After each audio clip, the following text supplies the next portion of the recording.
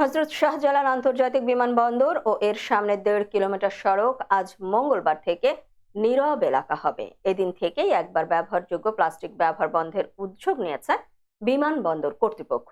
উদ্যোগ বাস্তবায়নে মাঠে থাকবে ভ্রাম্যমাণ আদালত। পরিবহন চালকরা বলছেন, প্রচারণার পাশাপাশি দরকার সবার আন্তরিক সহযোগিতা। তিলোত্তমা নগরী ঢাকার ব্যস্ততম গাজীপুর মহাখালী সড়ক, সবসময় যানবাহনের চাপে সড়ক থাকে রাজধানীর এই প্রবেশদ্বার।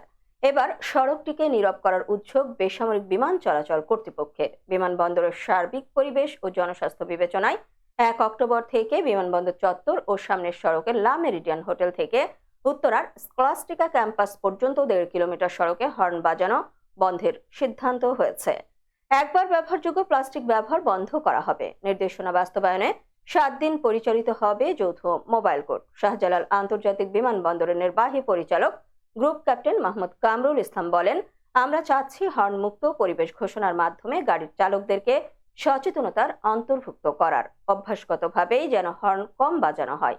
এর মাধ্যমে পরিবেশ দূষণটা কমে আসবে। সেজন্য আমাদের প্রচেষ্টা অব্যাহত থাকবে। এর আগেও নীরব এলাকা হিসেবে ঘোষণা দেওয়া হয়েছে রাজধানীর বিভিন্ন গুরুত্বপূর্ণ পয়েন্টকে, তবে বাস্তবে কার্যকর থাকে না বলে মত পরিবেশবিদদের।